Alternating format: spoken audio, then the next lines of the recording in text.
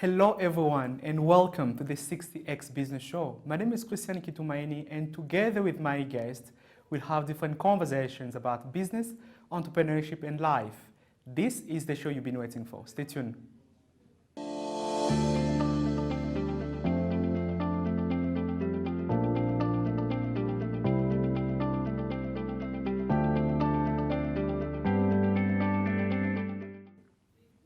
In today's conversation, I have an amazing entrepreneur.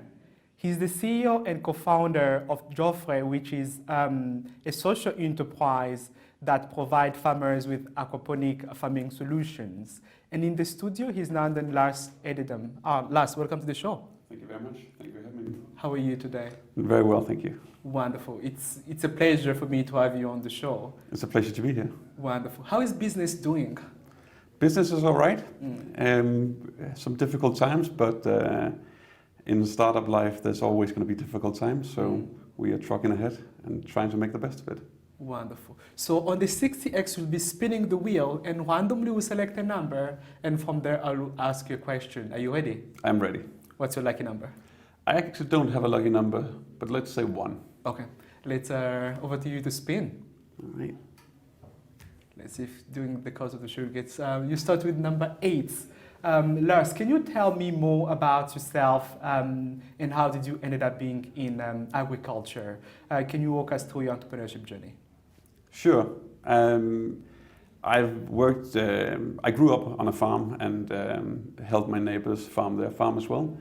And as an entrepreneur, through my career, I've been working in food in different places as well. I've worked in restaurants for 15 years, but once I came to Rwanda, I came with the purpose of starting a business that were doing development for farmers.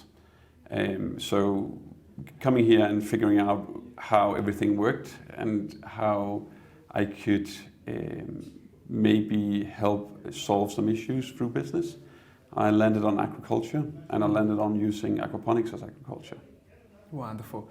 And growing up as a kid, what were like your dreams and ambition of the person you'd like to become one day? I don't know. I think my ambition, I don't know if it was ambition or dream, but I've always thought about being an inventor. But going through my career or through my education, I went down a different path and more through the path of social political science and into understanding development more. So I would say like started out as more of an inventor or maybe an entrepreneur type, but didn't know that at the point. So finally I could live out my dream of being an entrepreneur. Perfect. And for some viewers who just joined us, my guest today in the studio, he's Lars Edidam, and he's the CEO and founder of Joffre, and they provide aquaponic solution to farmers. And talking about aquaponic solution, you have an aquaponic starter kit. Can you tell us more about that and how does it work? Sure. Aquaponics is the method of growing fish and vegetable in a closed loop system. We feed the fish, and the fish, they excrete stuff both from the gills but also the excrement. That is then turned into nitrite and nitrate through naturally occurring bacteria, and it's run through a series of grow beds which have no soil. But in the grow beds are plants, and the plants, they take all the nutrients out, and the water is returned clean to the fish. So that's how aquaponics work in general, and it's a growing method that's been proven globally, both in science but also in business, to work quite well. It has quite a high growth rate of plants and a really high yield of fish. And the way our aquaponic starter kit works is that we want to take that to the smallholder farmers of Rwanda. We want to be able to take 40 farmers together in a cooperative and then help them get the financing to buy our starter kit. And the starter kit is it's 1 hectare big, so that's 10,000 square meters, and it contains fish tanks, 6 fish tanks, and then about I think 4,000 effective square meters of grow space. And in that, you can grow 24 tons of fish per year and 80 to 100 tons of vegetables. In the starter kit, we also have 2 years of training for the farmers. And we have what we call our digital farm monitoring system. So that's an array of sensors and diagnostic systems where we can sit with a very smart people who knows about aquaponics in an office and look at screens. And we can see everything that goes on the farm in terms of the pH and the temperature and all of these things that is needed to know to run the farm well. And then we can report back to the farmers and tell them to, adjust a thing here, there, cleanse the filter, check up on the feeding, all of these things. So we're helping the farmers continuously to be able to grow. Wonderful. You've been testing this in Rwanda for the last couple of times. What are like the traction that you think? Do farmers really embracing these methods? Is it really helpful to them? So it's at this point it's difficult to say precisely because it's a very different way of growing crops and growing fish than people are used to. But when we're talking to farmers, we recently did interviews with about 350 farmers and trying to understand what they are looking for and what their concerns are. And it's very clear to us that we can meet that space between where the farmers are now and where they want to be. Yeah. So everybody wants to grow more. They want to be able to grow healthy crops and healthy fish, and they want to get access to that as well. They don't necessarily have that at the moment. And what we're trying to it's bridging that gap between the small farms that they have now and building it into something bigger. So the response we have had have been overly positive in terms of wanting to know more and are interested in that part of it. And once we have our flagship up and running, we will also be inviting the farmers to come and see what we are doing and try to learn a bit more through that. Wonderful. Let's spin the wheel for another round of questions. You got 8. What's going to be your next lucky number? I think it's going to be 12. 1. You got your lucky number. Perfect. Wonderful. Let's go to his lucky number. And talking about lucky numbers, can you tell me how does it feel to be an entrepreneur? It feels good to be an entrepreneur. Being able to do precisely what you want, but of course there's also challenges. There's a lot of challenges. It's very hard, and you have to learn every day to do something new. Every time I sit down and open the laptop, every time I walk into the office, every time I'm on the farm, I learn something new. So I'd say entrepreneur life in general I think it's a bit glorified, but it is, if you want to do something for yourself and by yourself, you want to be an entrepreneur. But it's very important to understand that it's not just easy, happy days. Yeah. It's very tough. There's a lot to learn, but that's also part of the fun. You can build the company you want. You can build the organization you want. You can work with the people you want, and you don't have nasty bosses. Yeah. Because you are the boss. So. Okay, that's wonderful. And as a social, you run a social enterprise. From investment standpoint, how easy is it to raise funding for a social enterprise?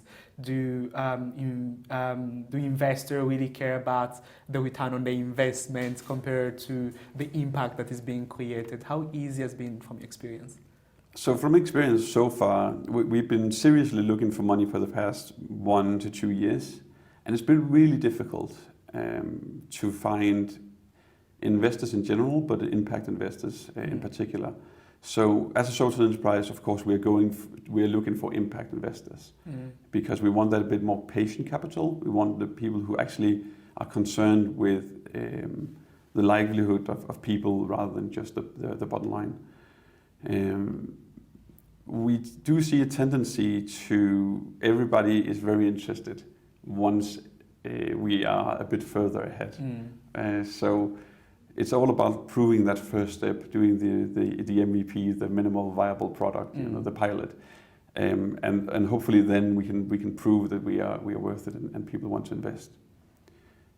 In general, I think I see a lot of of difficulties also talking to other entrepreneurs about getting investment in. And there's a lot of investment coming in at the moment which are focusing on very tiny ticket sizes. Yeah. And I think that's going to be detrimental in the end, because you're either going to have people who come in and are willing to invest anything from maybe $5,000 to $20,000. And then you have the people who come in and are willing to invest, $1, $5, $10 million. But that middle is still very difficult to kind of locate. And that means that it's only a certain type of business that are going to be funded. And what we see a lot of in the entrepreneur space as well is that the companies with very little fixed asset, are more likely to get investment. Yeah. So your software entrepreneurs or your marketplaces or all of these things. And while those can be very interesting and there's a lot of interesting stuff going on, at the end of the day, we also need some asset investment into Rwanda. And hopefully that'll come slowly by slowly. Wonderful. Let's spin the wheel for a round of questions. Sure. Are you still thinking of getting the number 12? Maybe. Let's see. Oh, 6. You got 6. Half 12.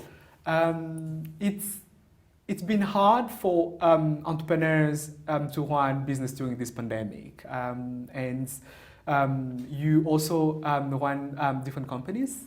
What was like your challenges and learning that you've acquired running a business during COVID-19 time?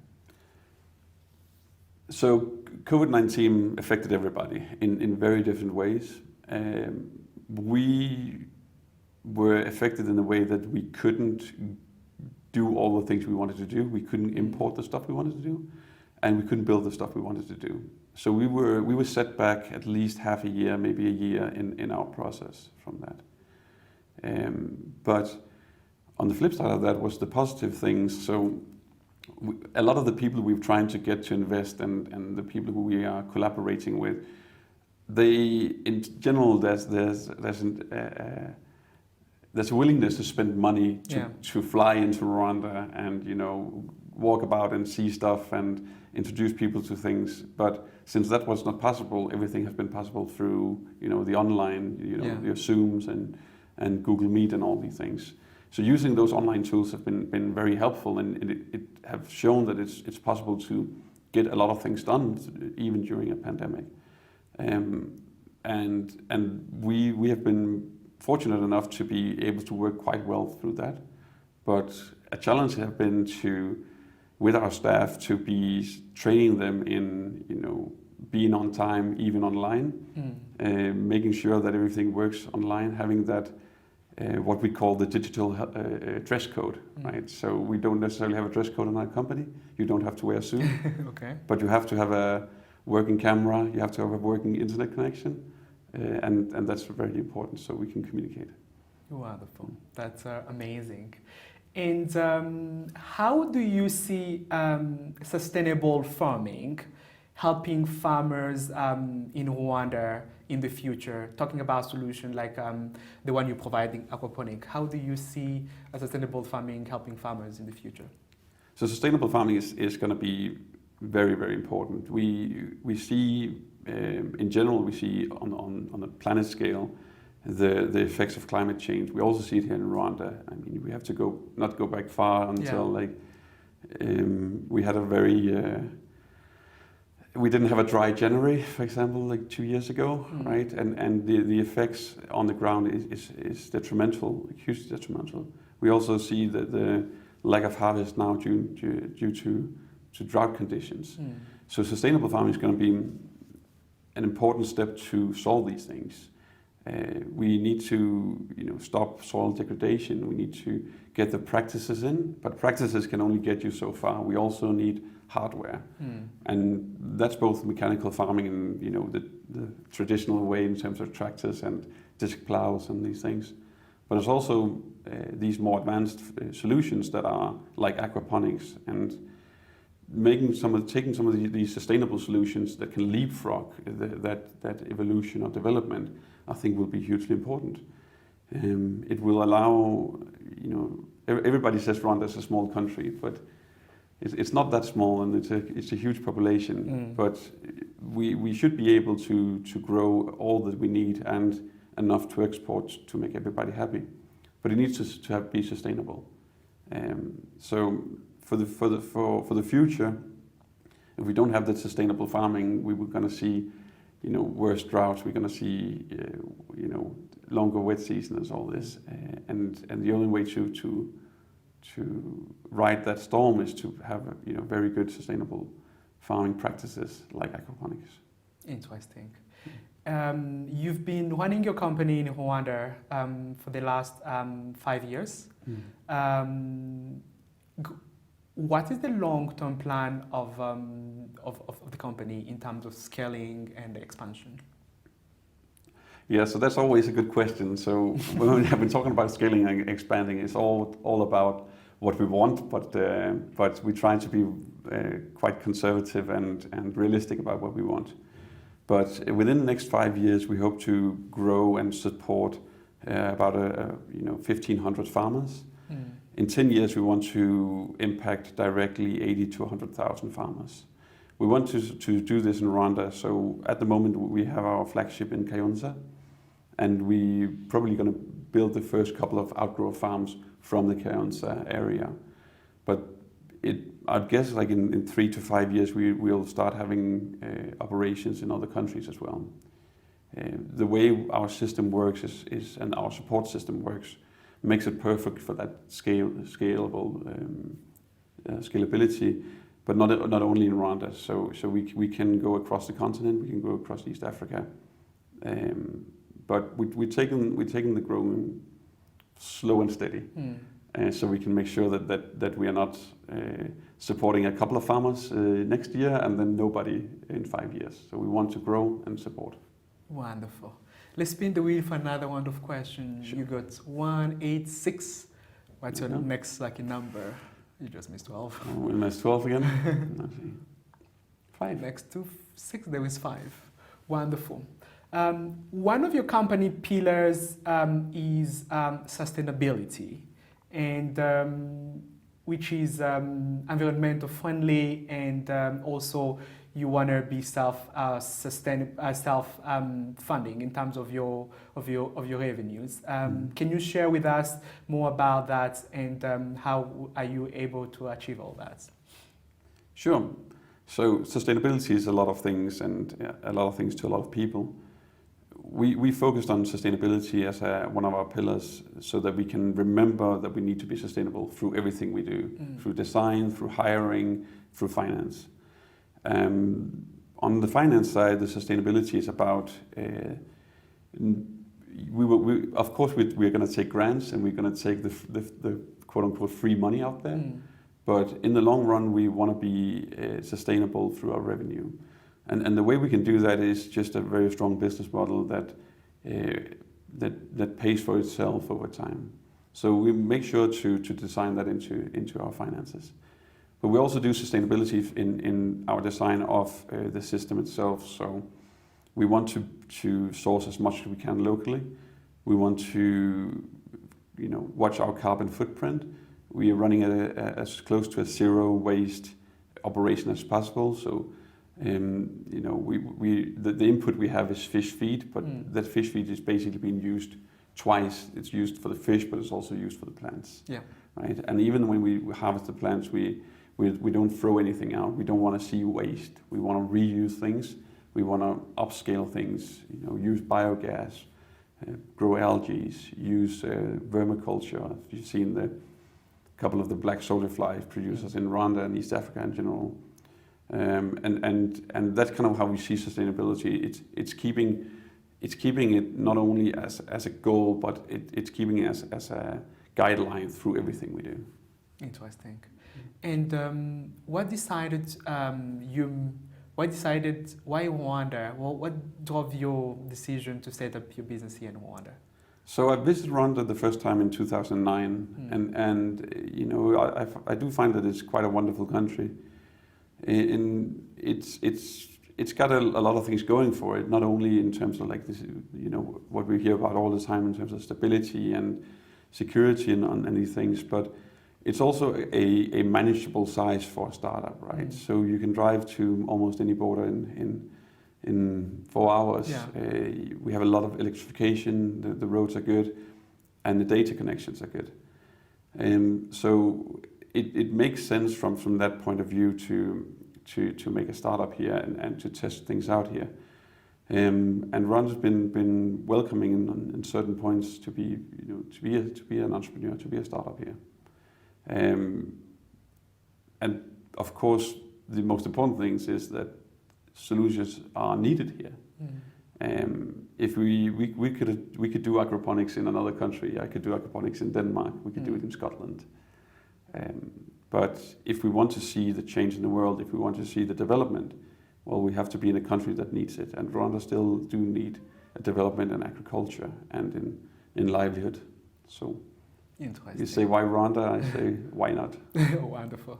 And do you have someone who inspired you to venture into the business world? Or we just came organically within? I think from, like, as we talked about, like from a kid, having that entrepreneurial kind of spark is drove me. But I'd say both my sister and parts of my family have quite, the entrepreneurs. And so I saw a lot of things there that I found interesting.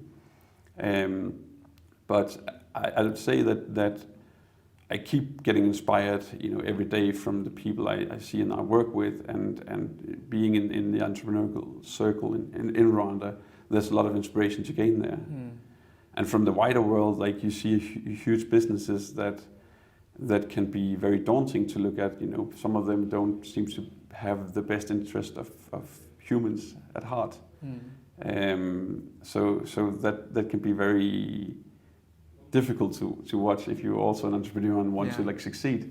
But then there's also people who are trying to overcome huge challenges, who are trying to change the world for better through invention and through business, and that's inspiring. Wonderful. And my follow-up question, I'll shift the gears to your personal life. Other than running a business and leading your team and creating sustainable solutions for farmers, what other things drives you in life as a person? I think for the past 5 years, it's been my business that drives my life. It's been the goal to create something and to start this track of development. I'm very interested in science and technology in general, more from an amateur's perspective, but I'm very interested in it and trying to see what's new out there and be inspired by it. And that bleeds over to the business where we talking to some very smart people around the world from universities about very specific things about our system. So I think that's a driver for me. Okay, and what are the learnings? What are the things that you had no clue about business entrepreneurship before embarking on this journey that you really learn or you were surprised to see through along the journey? I'm gonna say almost everything. I thought I knew a lot before starting, but I had everything in terms of the subject matter itself. Aquaponics I knew quite a lot about, but even that I've learned a ton. Running a business is difficult. Doing everything in terms of pitching, in terms of talking to stakeholders, talking to investors and bankers, I had to learn. I talked earlier about if you don't want a nasty boss, you can be your own boss. But that also entails that you don't become the same things that you don't want to see. You want to be a good leader, and that's very easy to say, and it's very easy to get a snappy quote on Instagram about being a leader. But in truth, it's difficult. It's difficult because you want to get the best out of people, but you also want to inspire people to want the best for themselves and want to create the best results. We have my business partner and I, we have a kind of a saying that we don't want to spend our day yelling at people. And that's kind of true. The business environment and the work environment that we have seen throughout our career have been evident of being a very constructive criticism and very free work environment. And we want to create the same. So trying to build that has been very difficult. And I'm sure that's, that's a long list of stuff I've learned. Wonderful. And what are like top 3 advice that you can share with other entrepreneurs watching you now that has enabled you to reach where you are today? I think everybody's very headstrong about, if you have an idea, you should stick to it. And that's true, but you should also be ready to listen to feedback. Yeah. And you should seek feedback out wherever you can. I've been trying as much as I can to listen to feedback and figuring out what is needed rather than what do I think is needed. So I think that's very important. Be sure to always keep trying, keep at it. Yeah, right? It seems like a cliche, but as an entrepreneur, you are spending a lot of time in your own head, and you need to be able to say to yourself, next week, we are going to solve this. Tomorrow, we're going to solve that. And in 1 month, we are going to find a solution that'll keep us going. So just keep at it is another one. I don't know if I have 3 strong contenders to, okay. Because at the end of the day, I would say with advice and entrepreneurial advice, it also depends on what kind of person you are. Yeah. Right. And if you are a strong personality that are really good at driving yourself, you don't need to be told to drive yourself. Yeah. So I'd say that be aware of what you need, where are your weakness, and then work on those.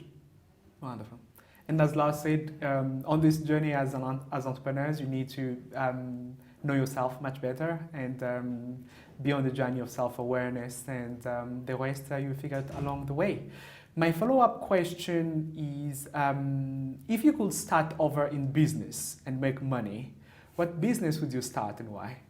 Oh, if it's just about making money? Oh, I don't know. Plus impact. I know you care about impact. Yeah, well, but let's say just make money. We could make. Couldn't we just make an app? Okay. App more profitable? Yeah. No, I don't know. Starting over. My business partner and I, we have maybe a list of 100 new ideas that we want to try out at some point. So there's a lot of interesting things that could be looked into. If it's a new, I don't know. The last thing we talked about was making cool motorcycles, electric motorcycles. But that's more because we like electric motorcycles. Yeah. It might not be a good business idea. Okay, wonderful. And let me wrap up this conversation with my last question. If you could wake up in 2050, closely 30 years from now, what headline would you like to see in the news about Godfrey? Oh, I would like to see that the news that Godfrey have been in most developing countries in the world and have raised the livelihood to a decent level, where people can send their kids to school, where they don't have to concern themselves about what's happening tomorrow, what's happening next year, but they are comfortable because they are financially safe. Wonderful. That's so inspiring. Interesting. I will not add anything on that. And by that, we are coming to the end of this conversation. And my guest was Lars Ededam, who is the CEO and founder of Godfrey. Welcome. Thanks so much for making it to the show. Thank you for having me. Wonderful. The conversation continue on social media using the hashtag 60xbusiness. Till next time, be safe, wear your mask, wash your hands. My name is Kitumaini and you're watching KC2.